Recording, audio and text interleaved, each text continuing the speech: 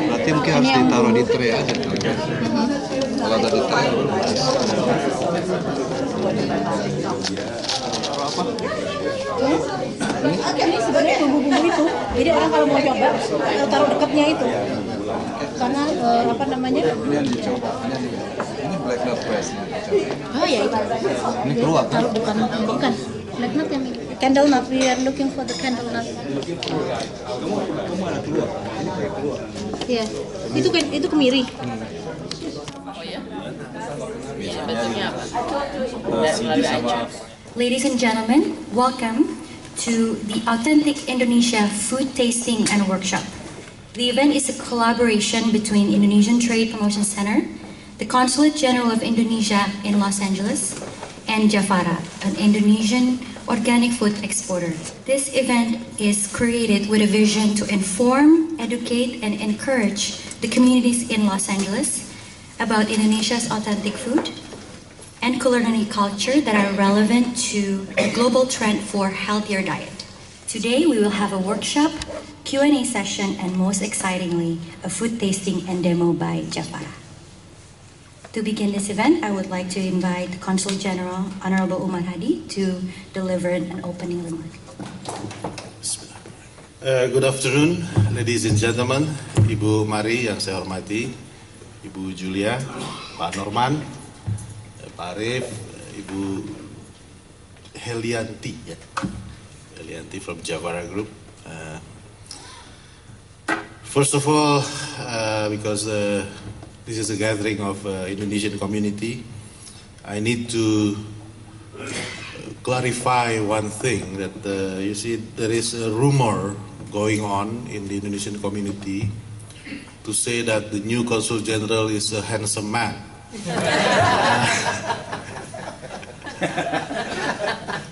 Are you confirming that? This is just to prove that, you know, some people, they don't follow the changes that have been going on in Indonesia, because Indonesia has been changing in such a way that even the standard of good looking has changed. This is the new standard of good looking now, not this one.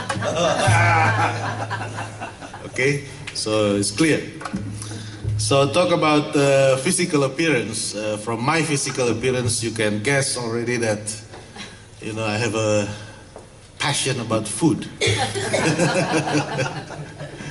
So that's why when Pak Arif, our new head of the Indonesian Trade Promotion Office, so we should welcome him together, proposes this idea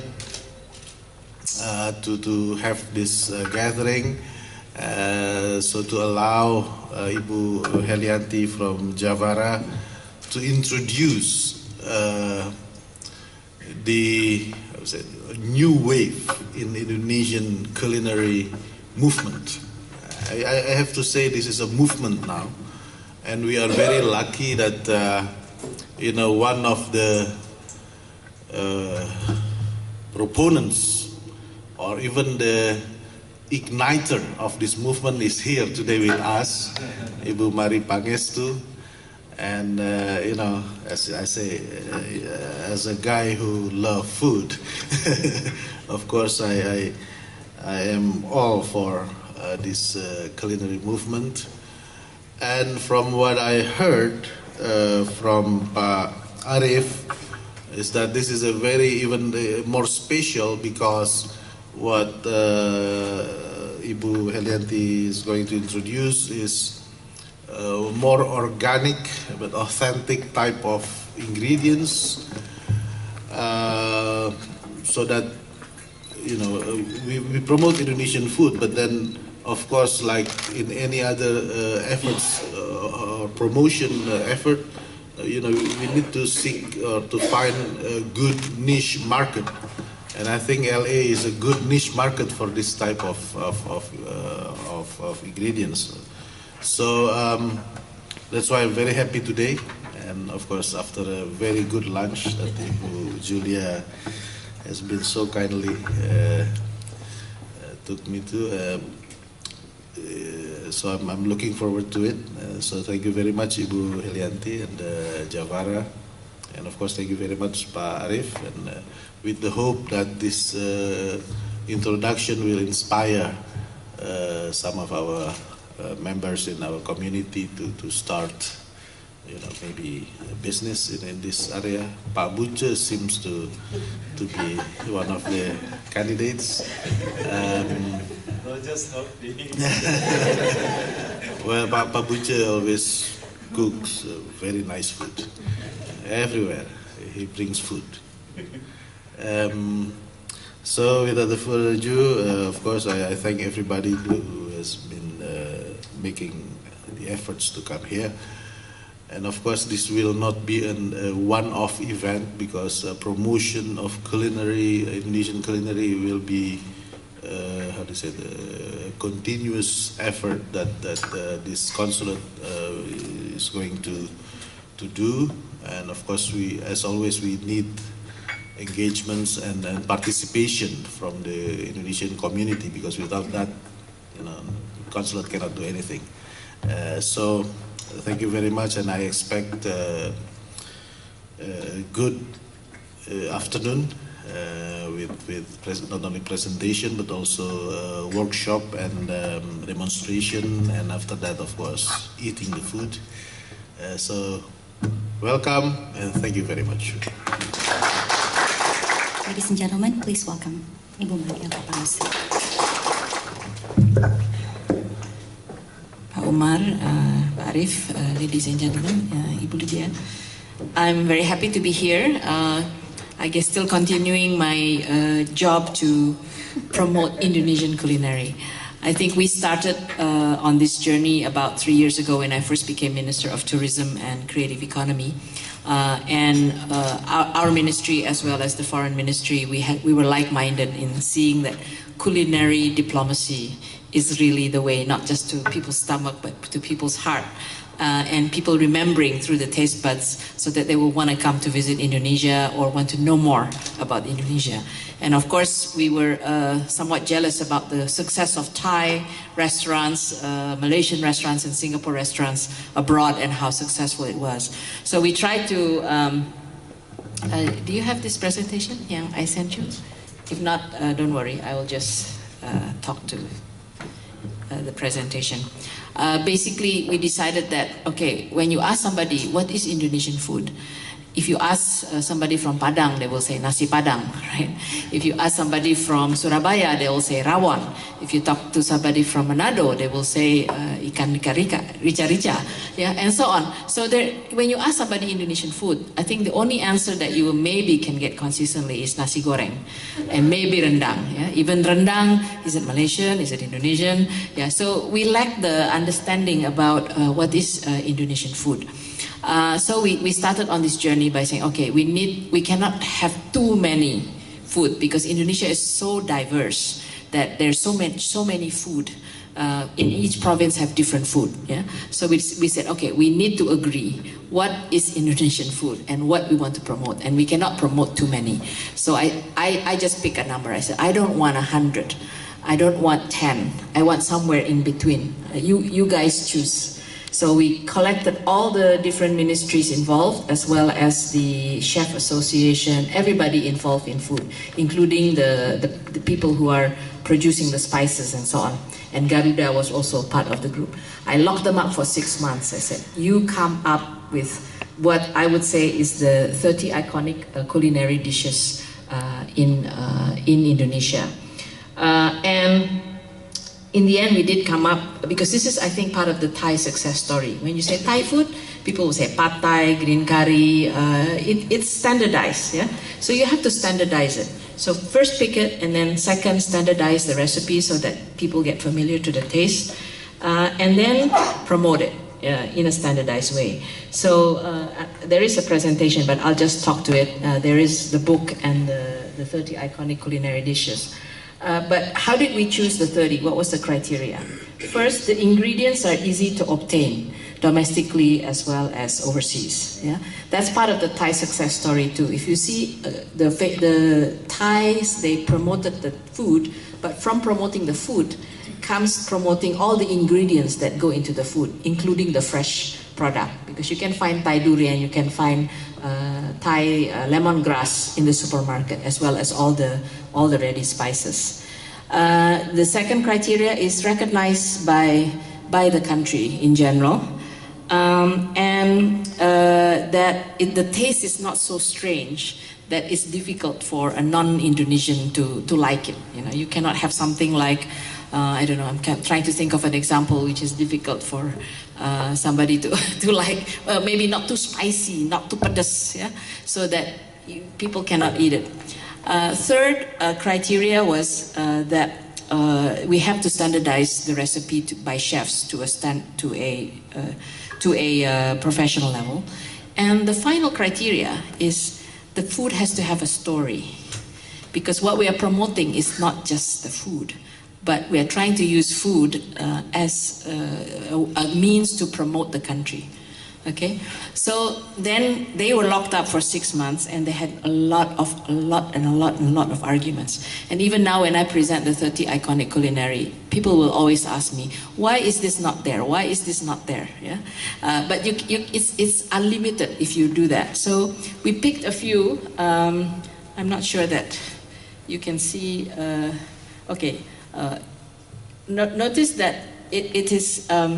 We pick the food and we pick where it's from, because it was part of the tourism promotion. So if you talk asinan, asinan is a pickled, refreshing appetizer. But what are you talking about? Asinan Jakarta, asinan Bogor, asinan from where? Yeah. So we pick Jakarta. This is also part of the way they process it. And that helps to promote the place, not just the food, but also the place. And then the ingredients actually different between asinan Jakarta and asinan Bogor. And then there's a story about the differences in the spices. Maybe you have, so on tahu telur. Where's my nasi tumpeng? Was that the first one? Anyway, we picked nasi tumpeng came up as, this is the only dish which is uniquely Indonesian. Malaysia doesn't have nasi tumpeng. Malaysia has satay and rendang, but they don't have nasi tumpeng. So we said, okay, here, this has to be the iconic, the most iconic dish of Indonesia, because nobody else has nasi tumpeng. And nasi tumpeng has a story. It's like gunungan, you know, it's the universe. In the Javanese definition, it's used for celebrations. It's used for birthday, for wedding, for anniversary. So it has a story, and you can combine it in many ways, and you can present it in a very nice way. This is nasi tumpeng. Yeah, it can be yellow. You know, the traditional is yellow, but we've done it in different colors. Like during Independence Day, you make it red and white. You can have red rice, real red rice, and so on. Okay, so you get the idea. So I think I don't want to spend too long presenting this. There is actually another presentation that is more organized. But anyway, we thought nasi tumpeng is the spearhead in developing Indonesian traditional culinary. It's the story that starts it all. And then we have appetizers like asinan, tahu telur Surabaya, another dish, but notice we put the Surabaya there, so people will know it's different from tahu telur from somewhere else. Soup, rawon, that's uniquely rawon. I think rawon is only East Java, but then people will tell you, is it rawon setan, is it rawon Surabaya, is it rawon Lamongan, you know, even rawon you get into arguments. And then soto ayam, orak-arik buncis Solo. This is another vegetable dish. Sate ayam. Sate. You know how many thousands of sate you have in Indonesia? So we had a lot of argument about this. Sate ayam Madura. This one is interesting. Sate Marangi Purwakarta. No, I never actually knew very much about this. Then I found out that this is very, very, very famous. And the Bupati of Purwakarta, it uses this to promote his region. And so it's very interesting. And it's a little bit sweetish, yeah? Next. Okay, Bali, sate lilit Bali. So this is the fish. So you have chicken, beef, and fish. Yeah, and this is different from sate from Malaysia or from Singapore. There are 30 iconic culinary dishes that we picked, and rendang is obviously one of them. And rendang, even rendang, you have no idea how many types of rendang there are. There was this lady who wrote a book, yeah, about the rendang traveler. And then I listened to her presentation, and I was so amazed how many different types of rendang. And that's where I also found out that rendang, if I'm not mistaken, means stirring continuously until it's cooked, yeah? And that can take a couple of hours. And the story of rendang is really about how cooking brings family together. We have been going for the last 2 years, especially with the help of the Foreign Ministry. The idea is that, you know, how did the Thais succeed in promoting Thai food? Consistent use of the same menu in their restaurants, on the Thai airlines, in the embassy functions. Whenever it says Indonesia night, Indonesia function, that's what you'll get. So this is the idea. So hopefully all embassies and all consulate generals, whenever you have a function, you will take subset of this menu. And we have been doing it for all the Independence Day, National Independence Day State Dinner in Jakarta at the Palace. 2 years running, we've served the 30 iconic culinary dishes with cooperation from 3 hotels. And it has been a huge success. APEC Gala Dinner 2013. Also, we served the 30 iconic culinary dishes.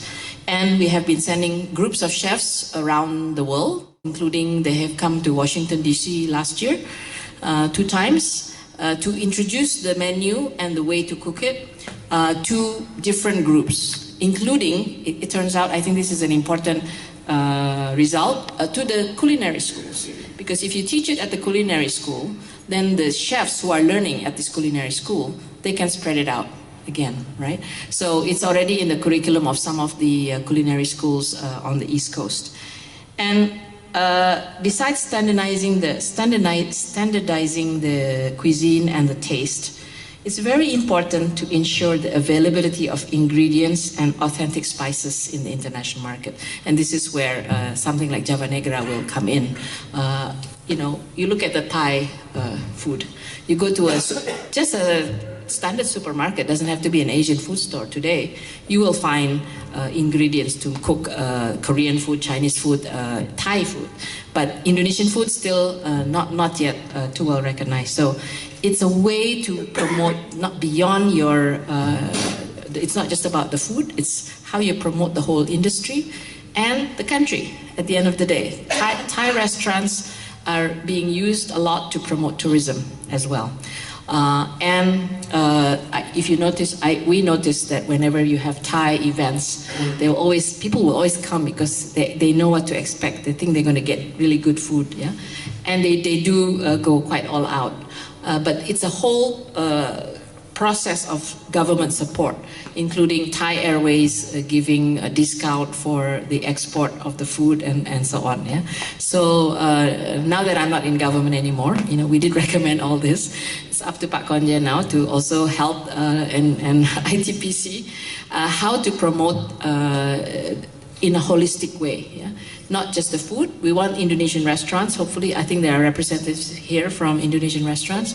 We want to work with Indonesian restaurants to be able to serve these menus in a standardized way. And the final thing that I think the Thais was successful in is presentation.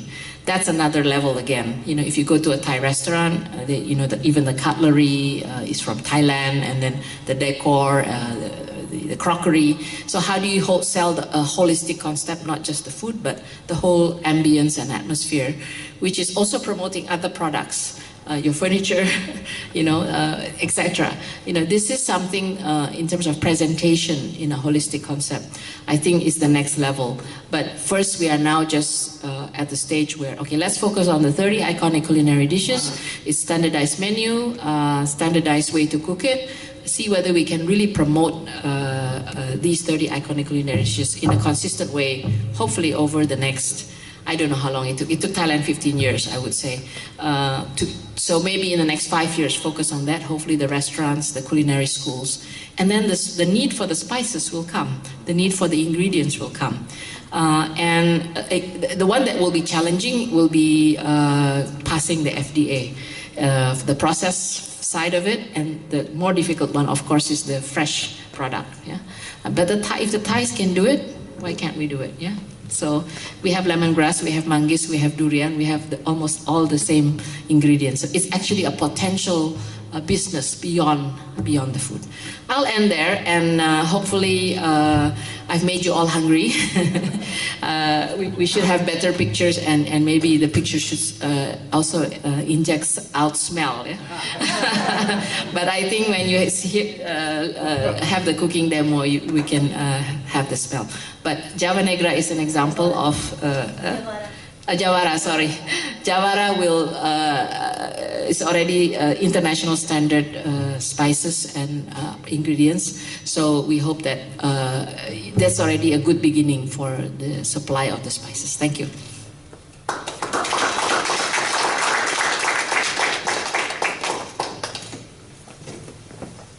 2013, she was awarded as Indonesia's 2013 Social Entrepreneur of the Year by Ernst & Young and Most Shining Woman by Good Housekeeping magazine.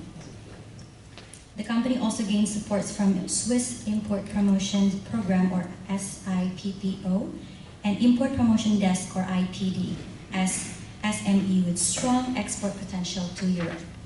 We also would like to invite Bapak Arif Wibisono, our newly appointed Director of Indonesian Trade Promotion Center, Los Angeles.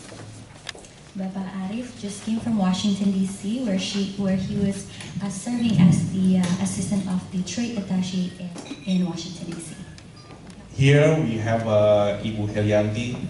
Is an amazing woman, very inspiring. Would you mind to share with us? I mean, this is a kind of like a talk show. You can ask us. I mean, in the middle of the when Bu Helianti share about her experience. Okay. Good afternoon. I would like to thank the Consul General for the opportunity, also for offering the session, and also especially Pak Arif, because we're doing it in a very short while. I probably come from a very different background. I'm a farmer myself, and I also work with the farmers. Probably I would like to touch base on a very different and more fundamental issues with the culinary. Indonesian culinary is always understated when it comes to the international stage. We are far away behind from the Thai, Vietnam, and even the Malaysia with the Malaysian Kitchen Roadshow. You know, they're really aggressive with that. So Jawara established about 6 years ago. It was not by design. We are not designed as a business. We exist because we try to provide supports to the farmers so that they can bring the gap from the farms to the global consumers. So it was a simple way of, there's problems, we find solutions. There's problems, we find solutions. But apparently, we learned so much with the indigenous way of doing the food productions. And I heard from Pak Arif, you were asking why it was indigenous instead of authentic. Why we use the term of indigenous? Because the food in Indonesia is not only about authenticity, but it's also about the spiritualism and also about the social act. So it's not only the act of physical, act of feeding yourself and getting pleasure to it, but there's a huge component of the social and the spiritual about it. And one thing that I learned so much from the indigenous farmers when I make a roadshow 6 years ago is that apparently Indonesia is so rich that I'm sure none of you will guess how many type of rice variety that we used to have before the 60s. It was 7,000. 7,000 different type of rice. You name it. You want the purple one, black one, gray one, red one, different type of reds, different type of whites, So it was completely amazing. There must be a reason why God gave us 7,000 different type of rice. Either because of the climate change or the situations or the nutrition or the whole aspects. So he was put into prisons and his ID was stamped as a communist. And so what he did, he's hidingly growing this indigenous rice, heirloom rice, in pots surrounding his house because it's out of the radar of the government official at that time. And I was so surprised because he has like, he alone has about 55 different type of rice varieties. So they recommend me to do more roadshows along the farmers across Indonesia, and it opens my eyes. The first day I went the roadshow, the farmers was asking me whether I want to go to the rice field with him in the morning. 5 o'clock in the morning, he knocked on the door and he said, "Have you done your prayers?" "Yes, I did." "Okay, let's go. Do you want to go to the rice field?" "Yes, I would like." And then he was asking, "Can you take off your shoes?" I was like, "Why do I have to take off my shoes?" "No, that's part of your, so that you don't put a gap between you and the plants and the soil. That's part of the spiritualism that we believe." So I was like, okay, so I took off my shoes. And then he gave me another question. "Are you in a good mood?" I said, "Why?"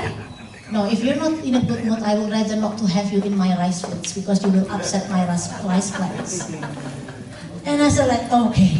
So it was amazing because we went from West Java up to Bali and also in the eastern part of Indonesia, everybody is speaking the same thing. And then we talk about the salts, we talk about the spices, we talk about so many things. And I said like, this is what Indonesia have, which other countries doesn't have. But who will introduce them?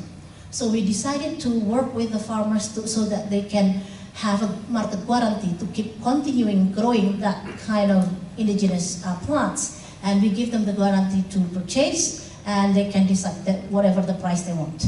So we started the company in 2009 in operation, and we put the story to it. So every packaging that we have, we put the stories. Whenever we have the space to do so, we put the faces of the farmers, and then, we put the whole posters and marketing system. Because for us, it's not about selling the products. It's about keeping alive the biodiversity. It's about keeping alive the spiritualism that goes with it. It's about the story behind the product, and it's about the producers behind the product. And apparently, we have more success in Europe rather than Indonesia. So we started exporting in 2011, and at that time our export portfolio was only 10%, and right now, in 2014, our export portfolio is 90%. And we achieved a growth of an average of 100 to 150% per year, the growth of the business. So right now we are working with 50,000 farmers, 540 products, of which 200 already certified organic under the standard of US, Japan, and Europe. So it's very important for us because we do have the treasure. It seems like we're sitting on it, but it was locked. It was unexplored. So the way we have to be able to penetrate the market is that we have to present it a different way. First we have to make sure that we follow the trend, which is the healthy food, the socially responsible, and that's what's happening. So basically, we pretty much have so much support, including from the European governments, because of the social ethicality that goes along with it. So anyway, I just want to play a short film so that you can see the faces of our farmers and also some of the products.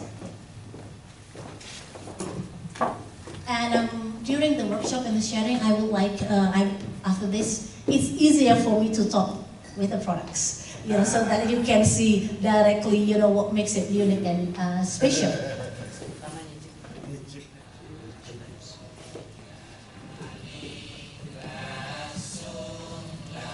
By the way, this is a folk song from Sambas about rice harvest and rice pounding. This is from Kisang Island. There are 14 different types of corns. This is sorghum from Flores Island. This is porcelain, which is like wheat, but this is a blue pea flower from Ternate. This is a spiderweb rice field in Flores. Of course, this is in Bali. This is in Kasapuan, Banten Kidul, which they applied an indigenous way of doing. This is Masuko, the one that I told you. This is the coconut farmers. These are some of the edible food conserver. This is the sorghum seed bank in Flores. This is a traditional sea salt artisan in Bali. This is coconut sugar artisan. This is the sagu artisan in Jailolo. And this is hand-pulled cashew in Flores. So this is our mission. So basically we try to discover up to the selling. So we bridge from local farms to the global market, including the investment equipment. So this is the area of the coverage that we do from Aceh to Papua. These are some of the commodities, ingredients that we work with. This is some of the heirloom rice collection, coconut oil collection, coconut sugar.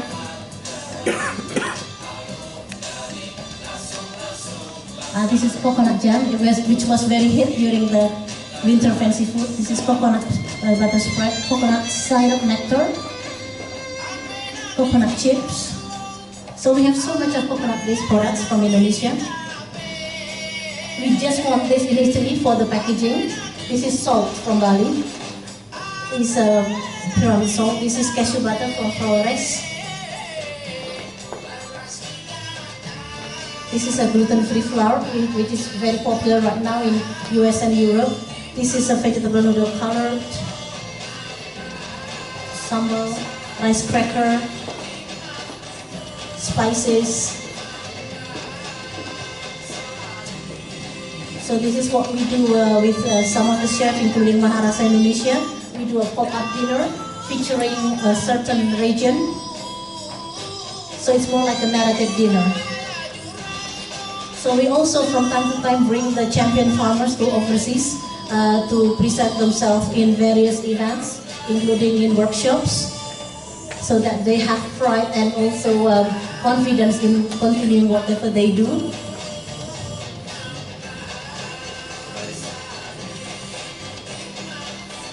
So far we work with 50,000 farmers. These are the one from Ilepado, East Flores for the cashew. This area produces one of the best candle nuts in Indonesia. We're getting more and younger generation of the farmers. So we have about 2,000 food artisans, 540 products. These are some of the retailers and food services that we supply in Indonesia. And we have been exporting to 4 continents. Mostly in Europe.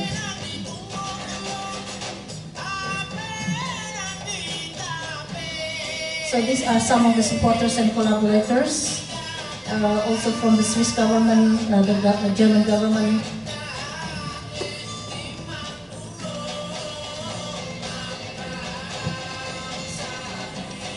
So we've been very lucky. We have some recognitions and awards from various institutions. This is for the intellectual property rights. This was for the packaging we received in Italy. This is a Forbes recognition. This is at Jakarta Post. This is with Jakarta Post, Esquire.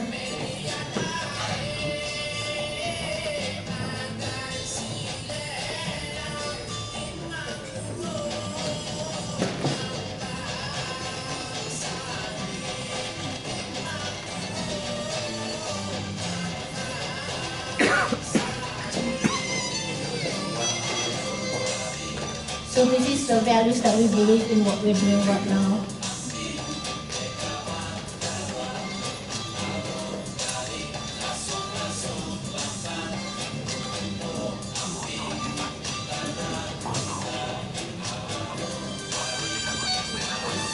That's my son.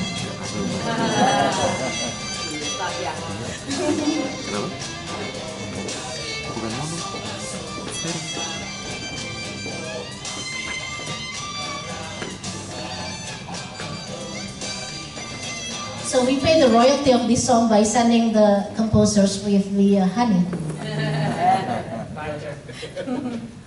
Yes, so that's a little bit background of what we do. But I think more interesting is for you to smell, to see, the wonderful collections of Indonesia's food ingredients, and probably it might inspire you to, to use it either in your restaurants or creating, new, even fusion. It doesn't have to be like everything Indonesia, because sometimes we have to be realistic to be more adaptive to the palates of the country. But at least with the ingredients that we have, there are so many things that you can play around with it. And definitely with the food trends that coming out right now, that everybody wants it to be GMO free, which is all the indigenous food products that we are creating is basically based on the local heirloom seeds. And a lot of people are asking whether it's low glycemic. All the products we use is using coconut sugar or palmyra sugar or arenga sugar, which is they are low glycemics. And a lot of people are asking whether it's gluten-free. Basically, all the flowers in Indonesia is gluten-free. We have banana flour, sweet purple potato, we have rice flours, different type of tubers. So it's very interesting that even with all the trends that are going on right now, if we go back to our indigenous roots, to our heritage, we answer it. So it's just a time for us to present it and how we can make the best use of it. Wow, amazing. For the first time I met you, Bu, you are very inspire me. I mean, like, yeah, I hope also from your experience can inspire everybody here.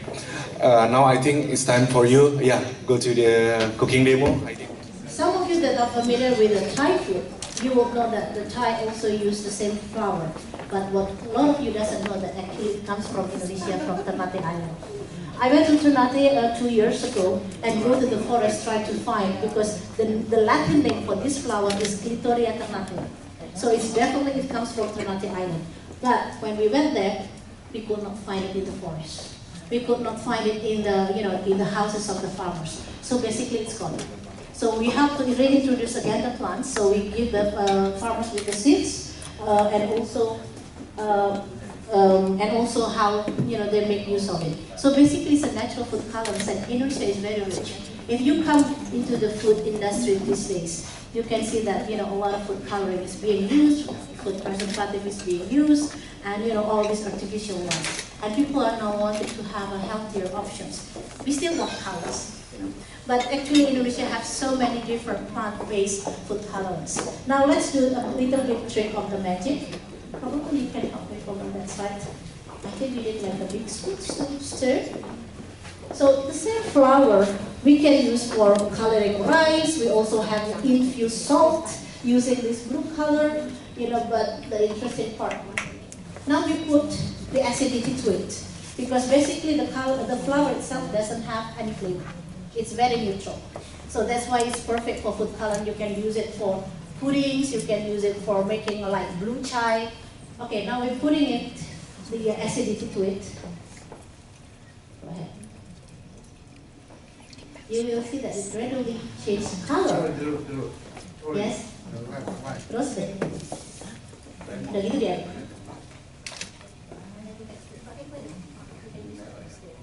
See? It changes color. It becomes purple. Bukan suluk, bukan sihir. So it's always helps to attract people to our food, this kind of things. And Indonesia is so rich with, with this kind of ingredients. So food colorants is a big thing, because a lot of the food industry are using that. So these are the salt collections that we make, which basically you can transfer. So this is the Balinese pyramid salt, which we infuse with turmeric. So you can use it for garnishing, or for canapé, or even for chocolates. That will be really nice. If you want to see the shapes, you can see. So only 2 countries that can produce pyramid salt, which is Bali and Cyprus. The reason is because it needs a high mineral content. It's not molded, so it's naturally pure. So this one we put the Rosella. So with the Rosella salt, it has, if you want to eat it, fine, if you want to try, but it's salty. The salt is salt. Yeah. Yes, it's a pure sea salt, and it's artisanally produced. It's cracked one by one. So it's not the salt that we make in pools, but the process of evaporation is done in the tables made from the coconut logs. So it's cracked one by one. So it's not in the pool, nggak kayak di Madura yang mungkin di kolam, enggak gitu. Jadi dia satu persatu. Jadi tidak banyak dong? Nggak banyak. So one family probably can only produce about 300 to 400 kilo per month, while in Madura with the conventional way it will be like about 3 to 4 tons. What the So it's only 10%. purpose they make colorful for? Is just for artistic or Yes, it's more like for giving varieties to it, but also to give the flavors. Like for example, a lot of people are using sea salts for chocolates or for desserts right now. So we add, the pandan for the flavors and rosella, because rosella has this acidity kind of taste. So if you make like a margarita drinks or something, and then you want to put it in the mouth of the glass, it looks pretty as well. And it also has a certain acidity kind of taste. And so basically, with the food coloring, there are many things that you can do. So this is the beautiful. I like that. This is everything. It's a rice, right? It's a rice. Yeah, it's a rice. Yes. Okay, now we make things easier for people, because I know probably when you're living overseas you don't have time, to make this nasi tumpang, nasi whatever. So what we did is we already created infused rice. So it's just rice, but we already infused with the colors, with the flavors and everything. So all you need to do is just put it in the rice cooker. Yeah. So this is the innovations that we bring in, so that it makes the Indonesian culinary, more accessible and more easier. So like for example, if you're restaurant owners or caterings and you have to do so many things, it takes time for you if you have to do from the scratch. So with this kind of varieties, it's Jeruk purut kita ada jeruk purut nih. Hati-hati sambalnya agak pedas ya.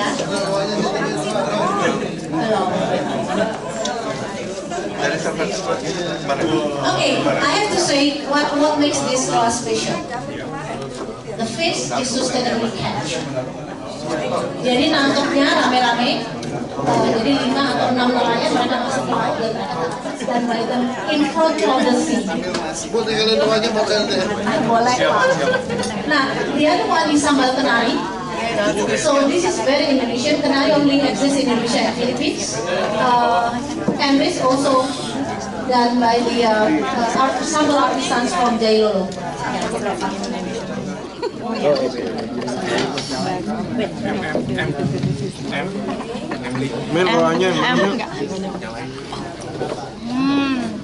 Yang sudah mencoba. Roanya yang mana? Bagus sekali.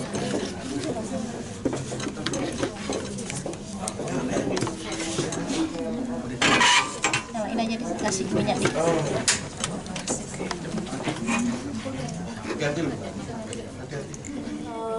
Kalau kita coba goreng misalnya kayak kerupuk atau rengginang atau apa dengan itu, coba bandingin ya antara minyak yang lain dengan pakai kelapa, dia akan rata. Mau pakai itu untuk nyerap minyak. Gak apa-apa, ini minyaknya sehat. Minyak sehat, tidak pakai minyak. Tadi udah pakai minyak kelapa? Minyak kelapa. Cuma gitu aja, gosok-gosok. Kan mau yang praktis kan Pak? Iya. Kalau di Indonesia sih masih enak ya, bisa panggil Mbak gitu. Kalau di sini kan semua sendiri. Jadi Semua harus pasti. Di sini bisa panggil Mel gitu. Ini aku mau itu yang ini. Kita buka pintu ya, supaya asapnya keluar. Oh boleh. Ini ada smoke detectornya ya? Ada food detector.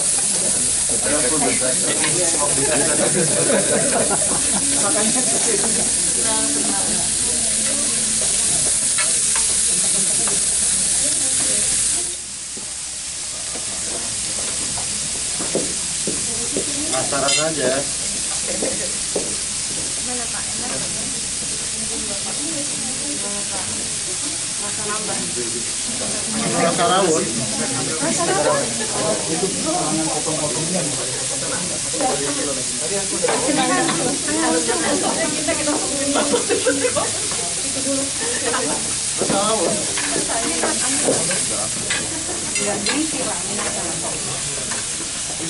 Apa Pak rasanya Pak? Rasa rawon.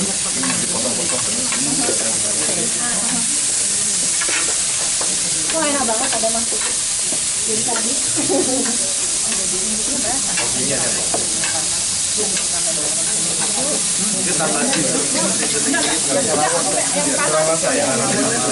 Oh ya, boleh kasih. Ini adalah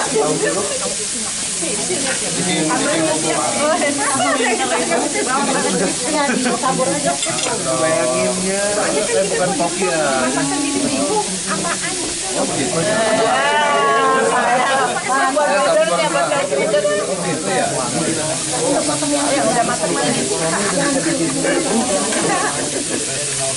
Nih, Kak potongnya.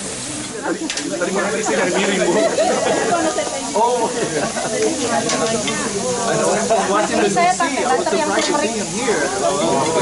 Butter yang turmeric, coconut butter turmeric. Lemongrass boleh.